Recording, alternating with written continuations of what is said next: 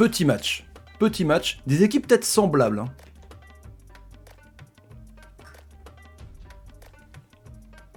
Salut à tous, footeuses et footeux de la famille, c'est Thomas 00, il n'y a rien à se mettre sous la dent, il y a eu un but de refusé de Pep, voilà, on s'est un petit peu enjaillé là-dessus. On va revenir là-dessus avec le classement, note des joueurs, ce qui s'est passé de bien ou pas.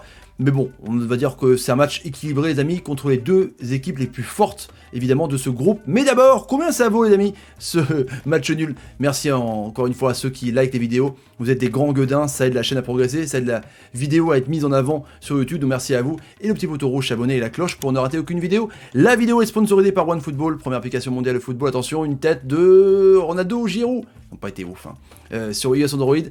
En description, on va commencer justement, les amis, par l'article de OneFootball avec les Bleus et le Portugal se neutralisent. Je remercie Erwan Simon pour son article. Une petite revanche évidemment, hein, avec ce poteau de Gignac, ce but d'Eder. Et c'était un match quand même pas dingue. Hein. Je le note, allez, 5,5, 6 sur 10. Un match de combat, comme je l'ai titré sur la vignette, les amis. Il y avait pas mal de belles choses à voir. Hein. Moi, j'ai noté, les amis, dites-moi en commentaire ce que vous en pensez. L'image avec Ronaldo et Mbappé. Parce que Mbappé, quand il était jeune, il était fan de Ronaldo. Là, ils se sont rencontrés. Bon, ils se sont rencontrés en Champions League. Mais là, c'est vraiment énorme. À l'image de Pogba, qui a été mais transparent en première, assez bon en demi-temps. En fait, il y a eu deux équipes de France. Franchement, l'équipe de France en demi-temps était très bonne. Je trouve qu'elle a mis le pied sur le ballon. C'est un petit peu emballé à la fin, avec la rentrée de Martial qui a fait un ciseau et la frappe de Ronaldo avec l'arrêt d'Ioris. Voilà, ça a emballé dans les 3 dernières minutes à la fin du temps réglementaire.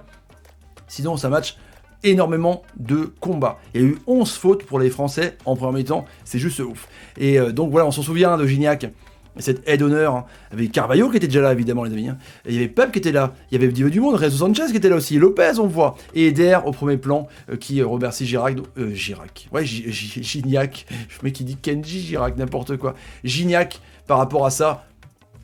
J'avais vu un 2-2, vraiment un match avec pas du potentiel offensif, quoi, tu vois, des Mbappé, des Griezmann, des Fernandez, des Bernardo Silva. Non, en fait, non. Ça a été vraiment muselé. Dès que Mbappé avait le ballon, il y avait 3 joueurs sur lui. Dès que Ronaldo avait le ballon, il y avait 3 joueurs sur lui. En même temps, c'est logique. C'est les deux dangers de ton équipe. C'est logique, hein. C'est logique. Donc, franchement, quand tu soudes comme ça un groupe pour essayer de pallier à cette bombe offensive qui est Cristiano Ronaldo et Mbappé dans l'autre sens, voilà, c'est difficile pour les attaquants de construire du jeu, même si on a vu Griezmann mieux dans le centre du jeu en seconde période. C'est intéressant, un Pogba, comme je vous dis, en demi-teinte. Et ces belles images, bah ouais, à la mi-temps, entre Ronaldo et Mbappé qui se sont serrés. Mbappé, il se dit, voilà, j'ai mon idole de jeunesse, tu vois. Et je suis sûr que dans la peau d'Mbappé, bah tu te dis, bon, eh ben, j'avais envie de briller devant lui, quoi. Donc, il n'a pas trop fait qu'il y ait Mbappé non plus, hein. Mais Ronaldo, je vous dis, en numéro 9 comme ça, avec João Félix et Bernardo Silva, c'est bien, hein, mais il était quand même beaucoup plus sur les côtés pour essayer vraiment de percer un Pavard que je suis pas ouf, un très très bon Hernandez, un très très bon Kipembe aussi qui a été bon, qui a fait des retours de ouf, ou des Ruben Dias. Hernandez a été formidable, hein. Il a fait un retour sur Ronaldo et c'était juste dingue. Mais moi, au milieu de terrain, Rabiot, je l'ai beaucoup critiqué, on va noter justement, on va voir les notes du match à la fin de la vidéo. En première mi-temps, je trouvais un petit peu pas bon, je me disais pourquoi pas mettre Camavinga et Kanté, ce qui marque, tu vois, ou Tolisso. Mais en fait, Pogba a été vraiment... Bah, il revenait depuis des mois en équipe de France, et il a été vraiment à son niveau, à vraiment prendre le jeu à son compte avec Griezmann, faire des dédoublements, c'était mieux. Premier mi-temps, il était transparent, c'était même le pire, la pire note en tout cas de ce match.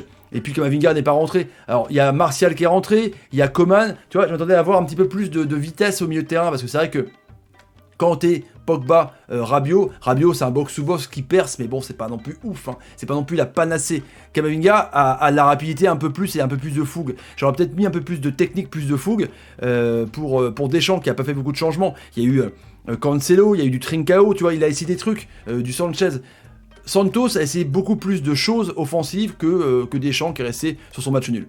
Parce que bon, au début, c'était un combat vraiment où Pogba n'arrivait pas à passer. Il passait pas à la ligne médiane, les Français, les Portugais étaient largement au-dessus en première mi-temps, ça s'est rééquilibré, et tu te sentais vraiment que les Bleus, le match nul, ils le voulaient, à part la fin, quand c'est un petit peu, comment dire, emballé, quoi. Le classement, Croatie a battu la Suède, donc Croatie-France à suivre en live, les amis.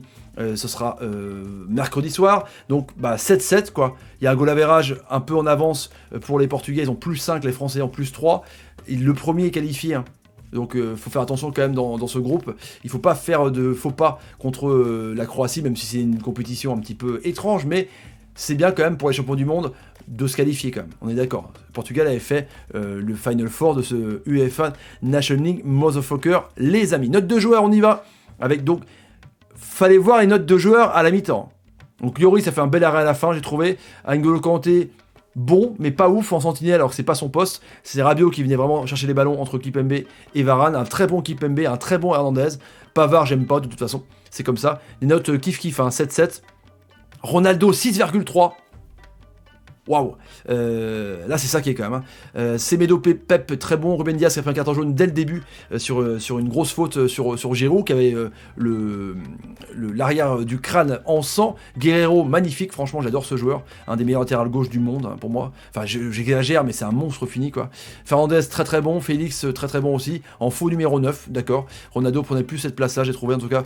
Voilà pour les notes. Les petits amis, n'hésitez pas à partager la vidéo sur Twitter, Facebook, Instagram, Message, mettre le petit like qui va bien, commenter sur ce que vous trouvez de ce match, si Ronaldo était vraiment si décevant ça, et on se retrouve pour une prochaine vidéo, OnePlay en description, le réseau social de football, salut, et salut les amis, match comme ça arrive, c'est comme ça, un combat.